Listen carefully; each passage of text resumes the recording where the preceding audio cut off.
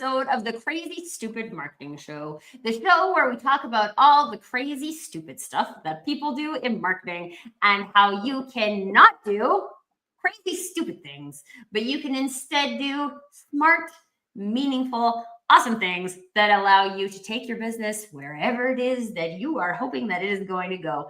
And today we're starting with something that is like very fundamental to marketing. And you've probably heard the concept of brand identity before, and you might even have your own definition of what brand identity is.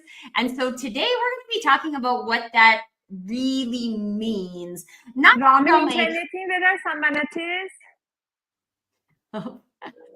Selma, I'm not sure who you're talking to. Özde koy silent'e. Vay internete. Tez ol.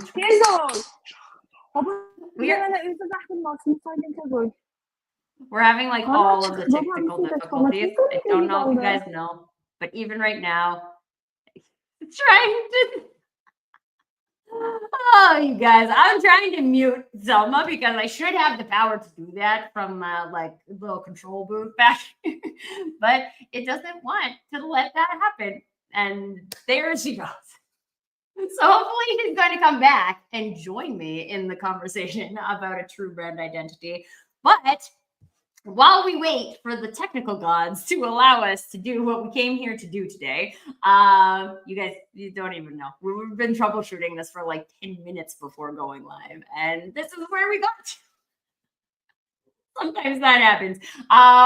But if you are joining us live, and we would love for you to get into the conversation as well. So especially if we're experiencing technical difficulties, this is a great opportunity for the audience to get involved in the conversation and let us know, what are your experiences with brand identity? What kind of practices have you been through to try to develop that? What has worked for you? What hasn't worked for you? What's still not working for you? What's some advice that you got that you thought was really good? What's some advice that you got that you thought was really bad? All of those things are welcome as part of the conversation today, because a true brand identity is really about you.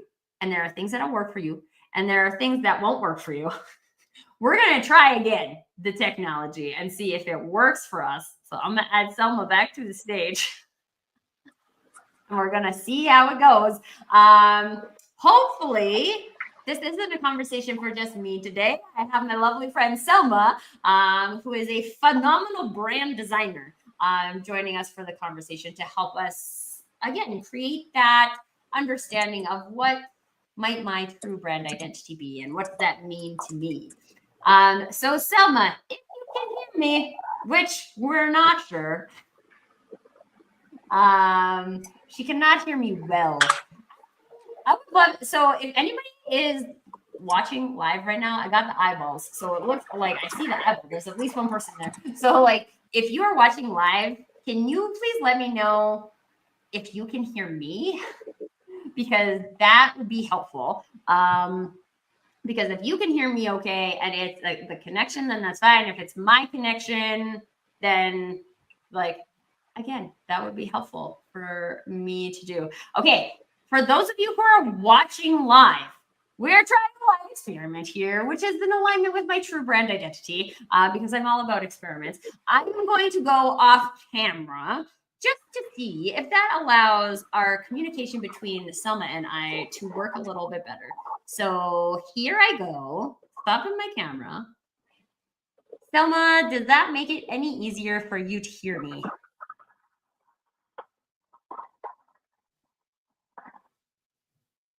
Testing, testing, 1, 2, 3.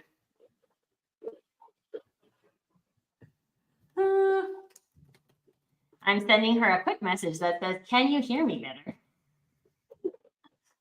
But I think we're going to, not sure this is, no. Okay, I am just going to run with the conversation. So, hey folks, You get Tracy Borista today. Hopefully, we will get Selma back on the show in a future episode so we can have all of her wonderful brand designers as part of the conversation as well.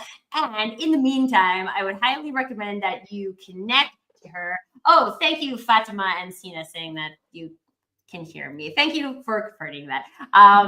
So again, Selma, you can feel free to hang out backstage if you want to put you on mute for now. But if you have any like thoughts as the conversation comes up, like I still would love to hear them. I just also want to make sure that we keep the conversation for the peeps in the crowd today. Everyone, hello everyone, can you hear me? I can hear you. I think the problem is that every time I answer that question, you can't hear me.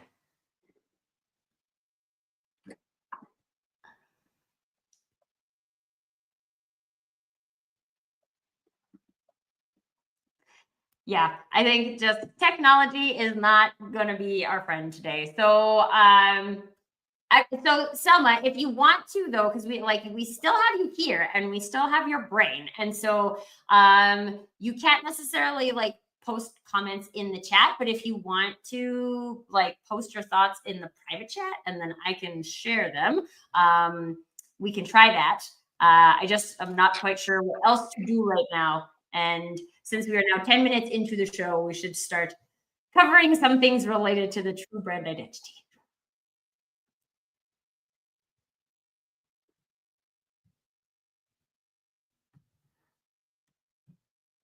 Okay, so somebody have put you backstage. I really like, but yes, please feel free to put into the chat if you have something you'd like to add to the conversation, because I would love to know that. Yeah, I know we're waiting. We are waiting, and now we're finally going to begin. And when I go on YouTube, I can clean this up on YouTube so we don't have all of that beginning stuff.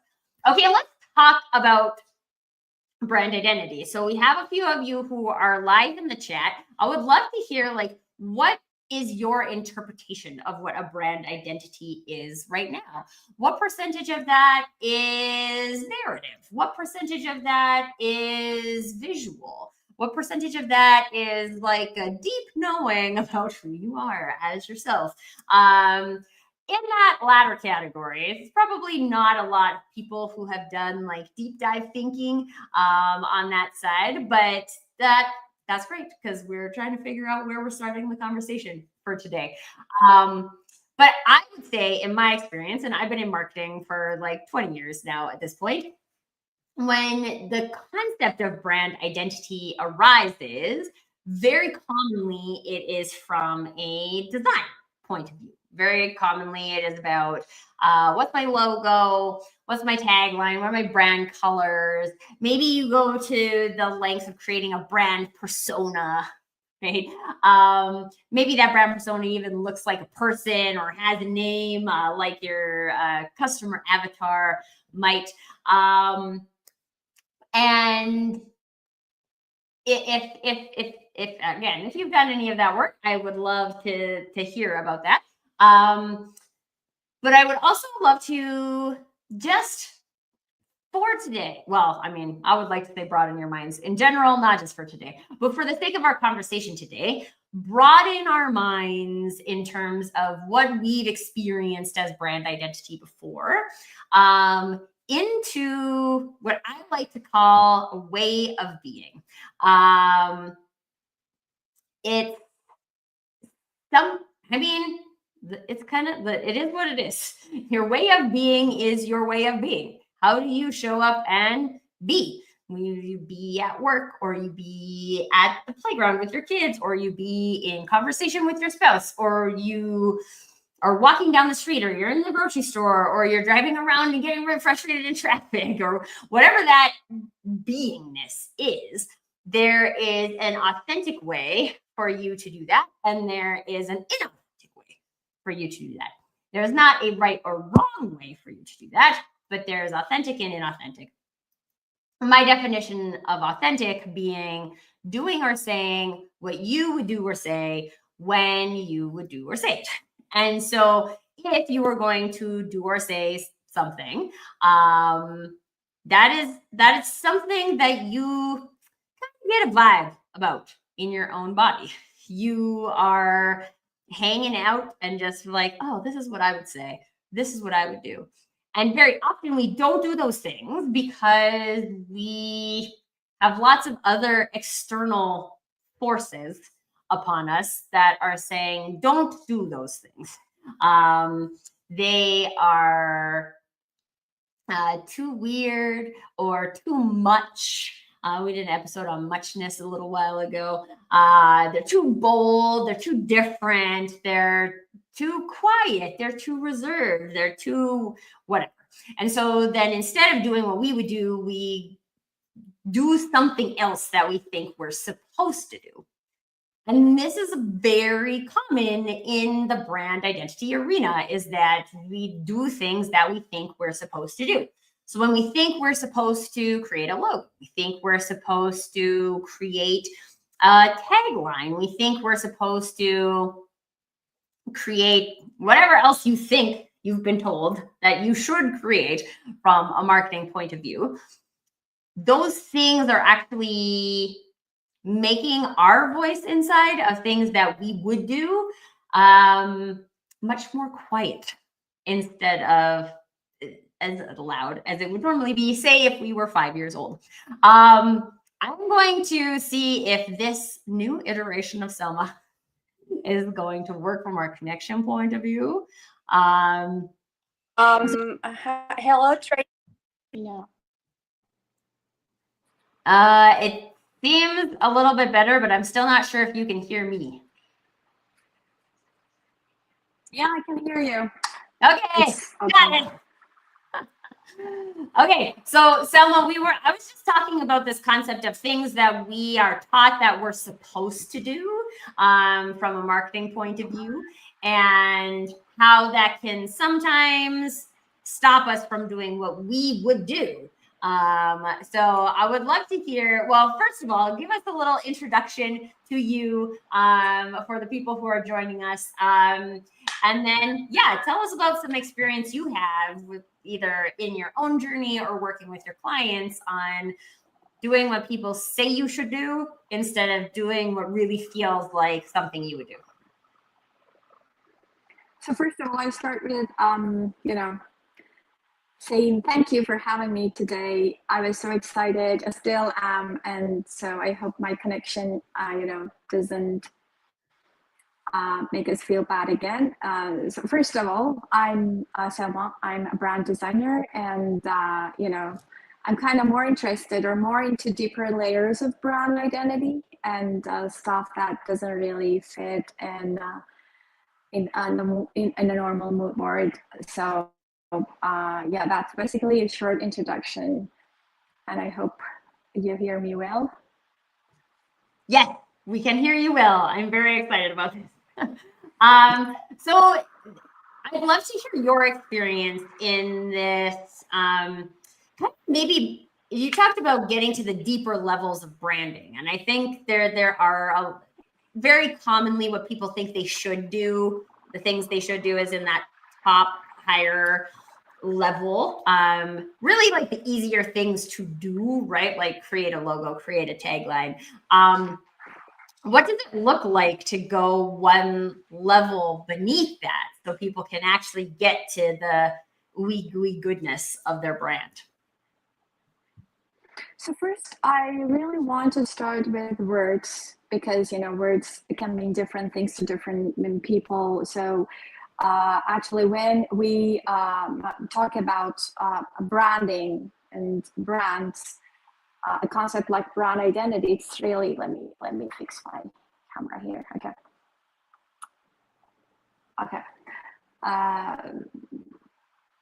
It's really important to clarify what we mean by these words: brands, brand identity, branding, and what that word represents in our mind. So we hear brand identity thrown around a lot, and a lot of people are calling themselves brand identity designers. For me, it's something a bit deeper. it goes beyond the commonly accepted definition in the design community. And that's, it's really important to figure it out, and starting out with a clear definition of brand and branding. And yeah, right. What was the question, by the way?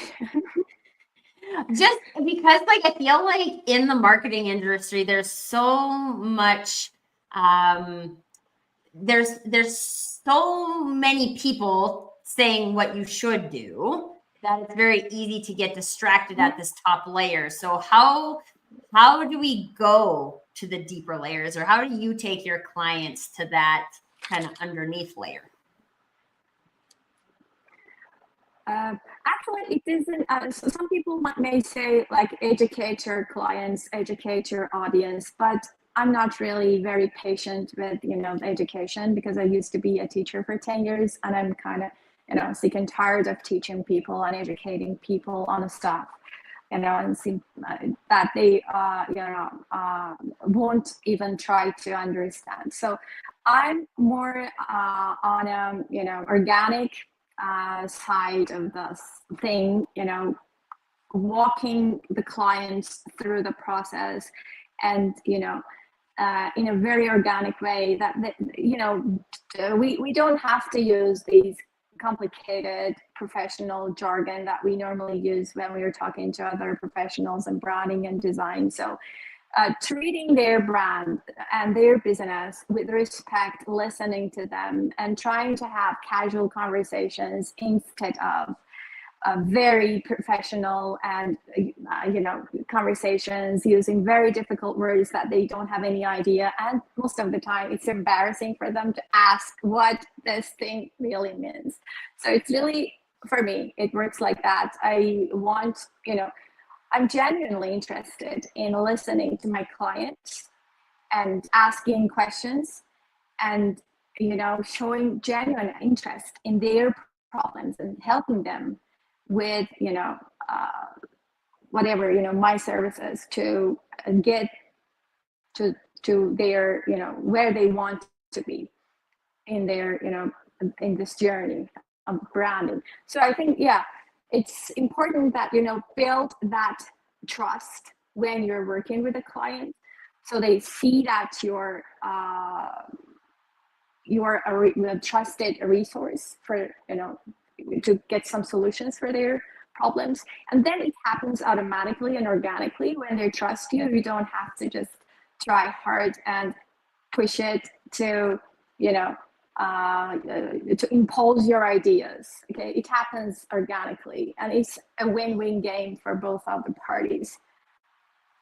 To me, it happens organically, in short. Yeah, I think that's a really interesting concept, this the concept of imposing, because I think there are a lot of people who experience marketing that way, both from a recipient point of view, but as a creator, that because they have experienced marketing as a recipient so often, and it has been imposing upon them, that then also if they are then turned around into a entrepreneurial scenario where now they are being the communicator, that we have this mindset that it's supposed to be imposing. I mean, I'm imposing by sharing a marketing message on somebody. But that is very much a mindset. And if we look at removing those types of definitions and saying, this isn't about imposing myself on people, but it is about showing enough of me to people so that they can either align with me or not align with me. So we can identify if there's an opportunity for us to do business together, there's not an opportunity for us to do business together, then that is, it's not really imposing. It's like walking down the street and picking up garbage if you would pick up garbage. It's not imposing on anybody. It might make someone else feel guilty for not picking up garbage. I've been on both sides of that sandwich before, watching people pick up trash and being like, oh, maybe I should do that. And being the one who does it as well. And so in that kind of the marketing mindset for a little bit of like when we're looking at really getting to the heart of our true brand identity, what are those important mindsets that we need to bring with us in order to make that available?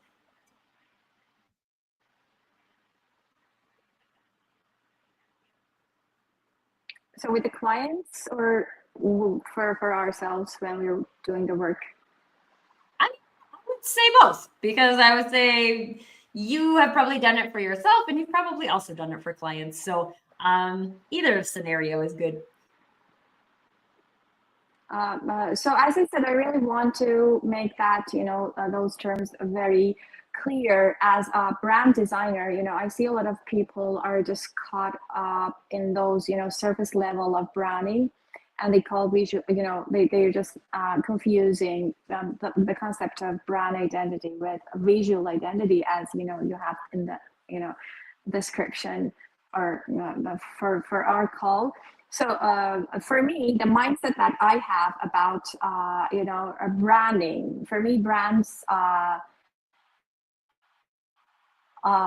all about getting and keeping attention for long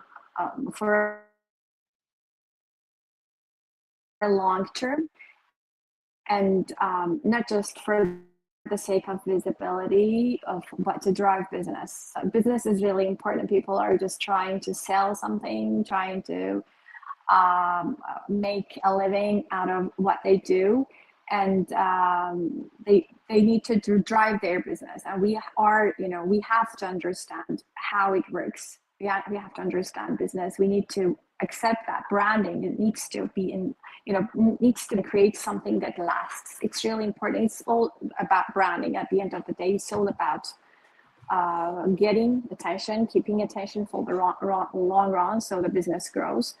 And when branding is, when done right, it's not just about standing out in the short term. It's about staying relevant in the long term, and that long term mindset is key.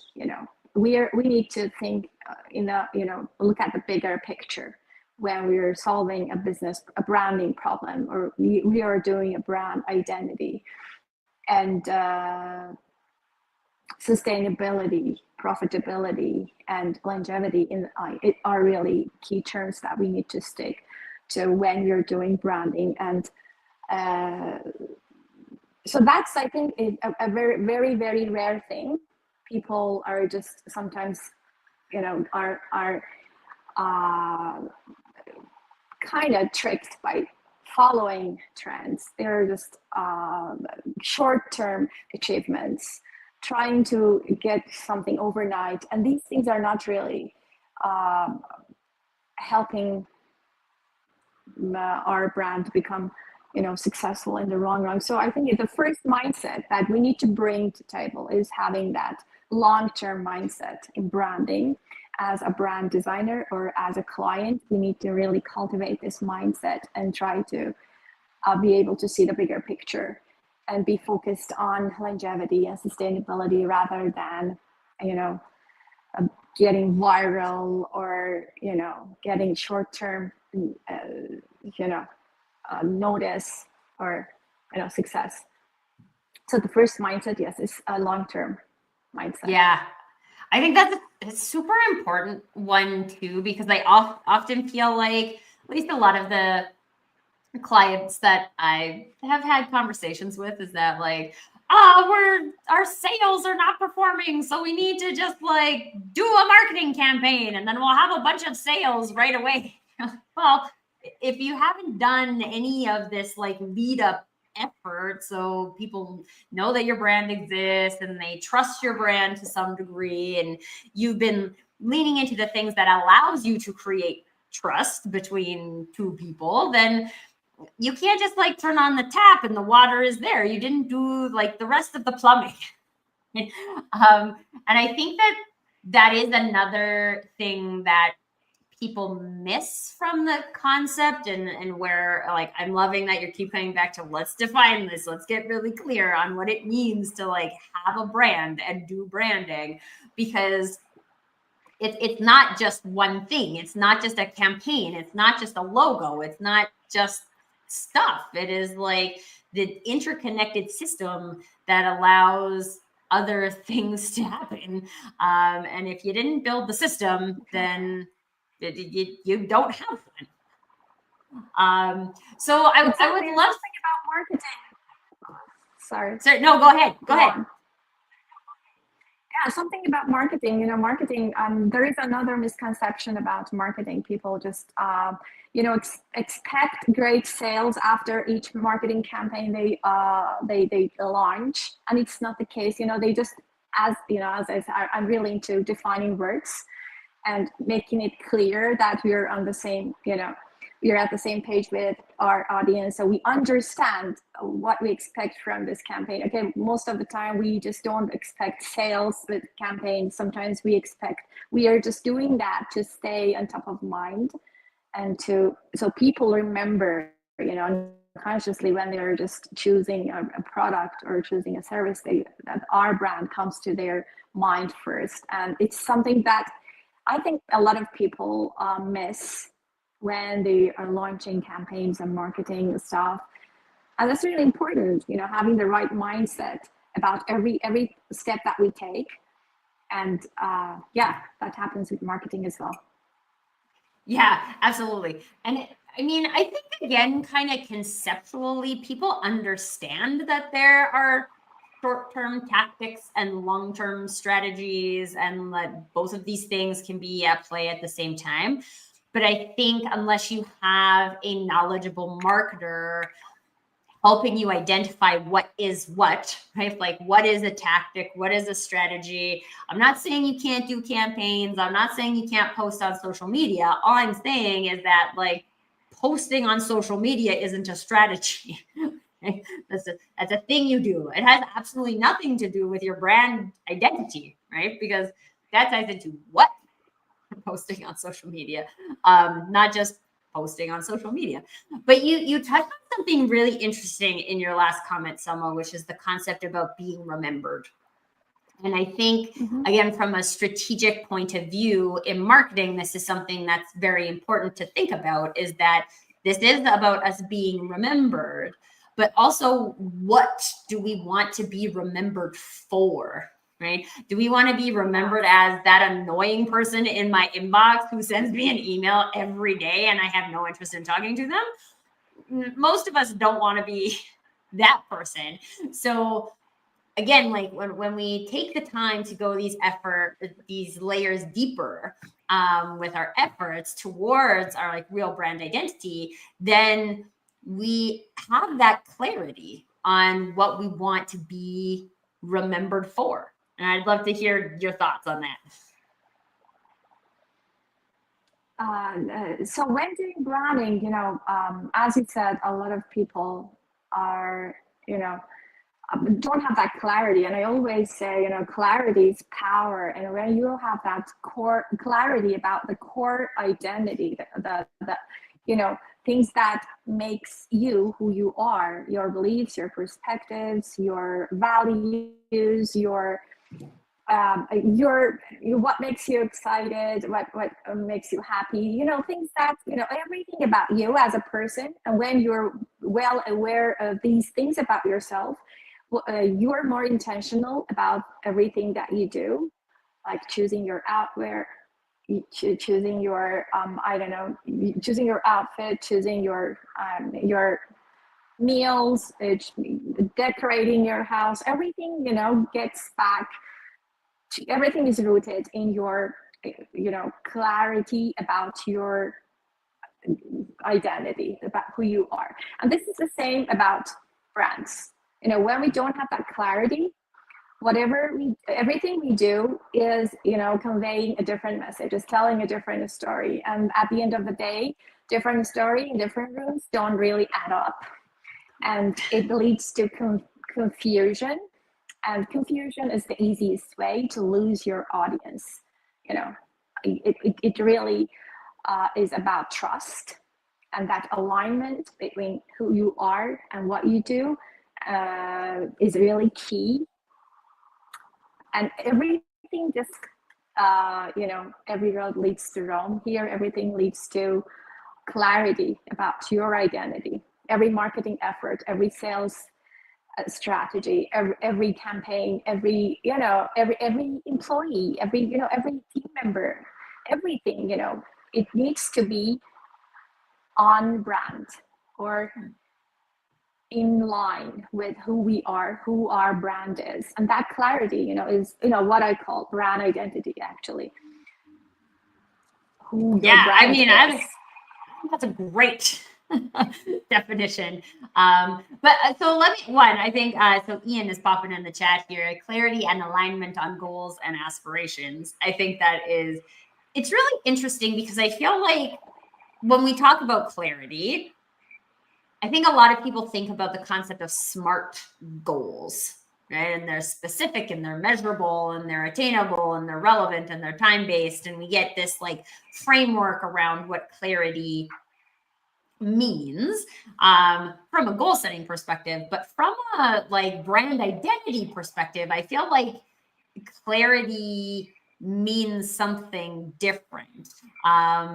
And I think there's also a lot of people, like I would say there's a lot of people that I talk to who think they are very clear on what their brand identity is, but there is still a level of not knowing because of personal self-awareness and all of these different things where every human is at a different point in their journey. And so, Selma, have you also, so I could like to ask two questions. Have you also seen that to be true, that often people think they're more clear than they are? And secondly, what have you found successful in helping people move past their perceived clarity to actual clarity? So the first question is actually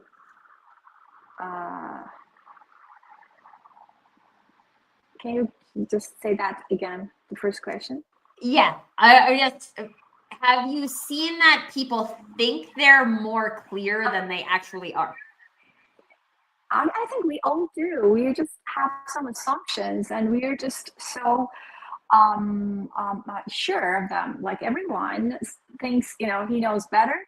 But the truth is we cannot read the label from inside the jar. And that's really important. Even, I had trouble understanding my own, personal brand. And that was really difficult for me to, I was not able to do it on myself. And that was a great challenge for me. It was very challenging. I need to do it took me years to understand, to get that clarity about myself.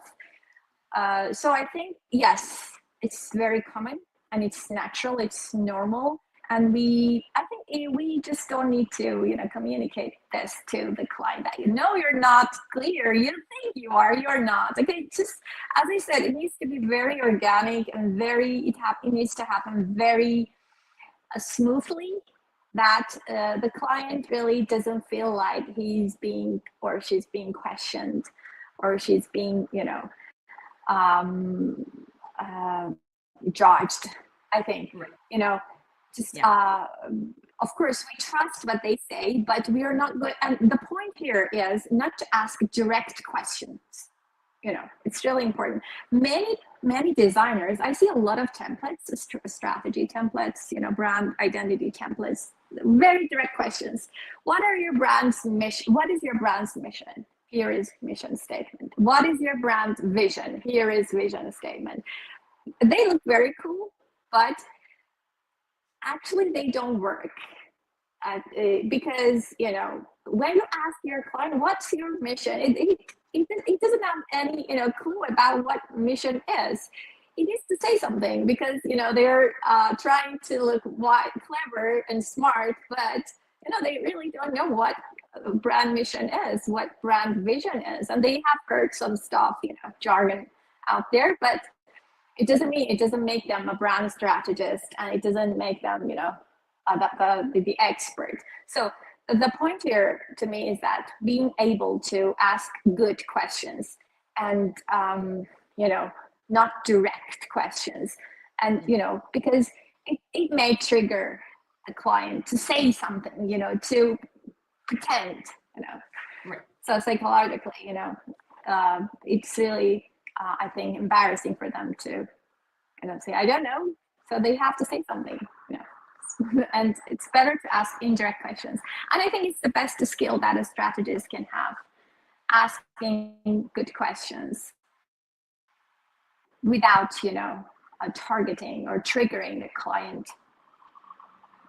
Yeah, and I think that, I mean, for me, I feel like that ties into the curiosity, and that I fully believe that everybody has their like zone of genius when it comes to curiosity. Right? There are things that you are curious about, and Selma and I are curious about a lot of the same things, which is what put us together on the show.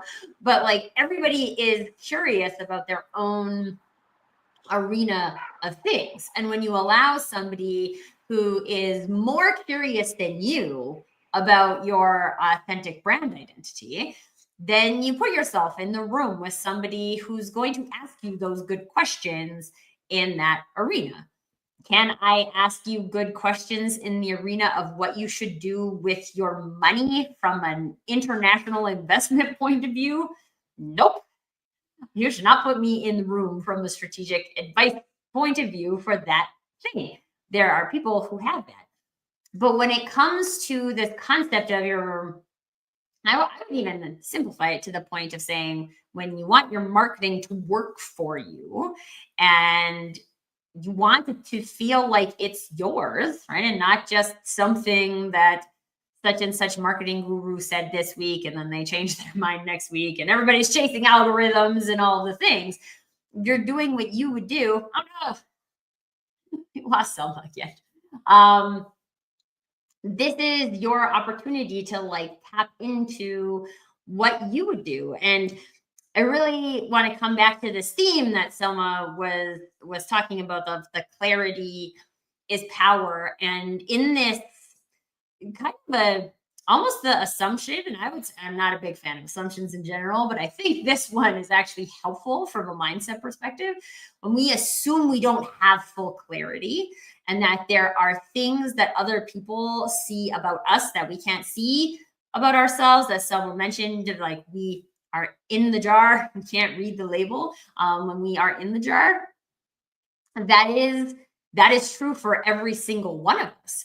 And so if we can go into conversations knowing that, and again, if you're then in a room with somebody whose zone of genius and the question asking or advising scenario is brand identity, and creating the space and creating the possibility for that person to see something in you that you haven't seen, not because it's not real, but because it's just something you haven't seen yet. And it is a gift that those people give back to you. And it's a gift that an advisor can give back to you. It's a gift that your clients can give back to you. It's a gift that your friends can give back to you. It's a gift that your spouse can give back to you. But if we all remember in our conversational explorations that there's more clarity available than we have at all times, then we're also like, we have this mindset of being out in the world where we're like seeking, right? We're seeking that clarity. We're seeking authenticity. We're seeking genuine connection. And I think those activities and those ways of being are things that get us back to or closer to our true brand identity. So Selma, I realized you didn't hear all of the parts of that, but really what I was reiterating was your point about how clarity is power. And if we can go into conversations and brand explorations with that reminder that more clarity is available to us, and allow that to present itself, then we have a greater opportunity to get closer to our true brand identity.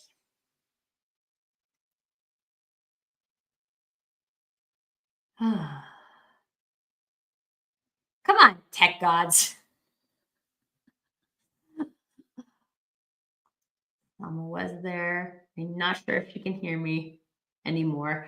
Although, quite honestly, I would say that this is a very meaningful place to leave the conversation today because if we all, so if you're watching this live or if you are watching this on replay, and thank you for hanging in for all of the technical difficulties, then there's more space. There's more space for you to explore your true brand identity. And I like highly encourage you to get into a conversation with Selma or to get into a conversation with me and just explore through conversation what it is that you are very clear on. And maybe there is something that arises that you weren't very clear on. And one of the reasons why I love to have guests on the show, and not just me as a talking head, which is what you're seeing right now, is that when the two people have a underlying or innate alignment on a topic, and we can bring two different voices to the world and say, like, yes, we're going to talk about this, but Tracy has her way of saying that, and Selma has her way of saying that, then we actually create access for more people to have access to the conversation.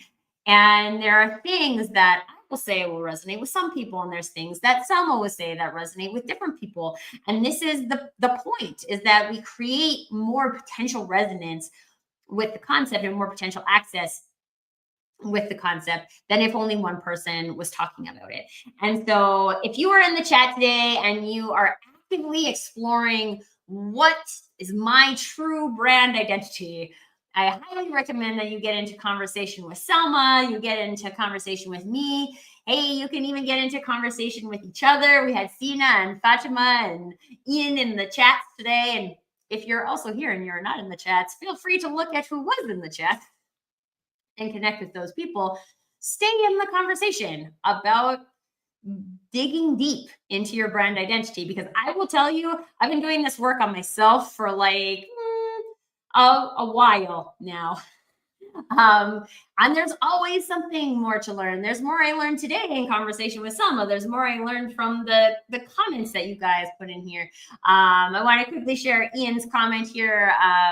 That's the beauty of the work Selma provides for clients, creating a powerful presence and a visual identity for the brands to showcase in the market. Because in the end, as Marty Neumeier says, it's not what you say, wait for it. It's not what you say it is, it's what they say it is. And that's also something I reference quite often from a brand experience point of view, is that we have our own perception of our brand experience, but what's most important is how others are perceiving us. And that, what those people are taking away from the room, is what your true brand experience is.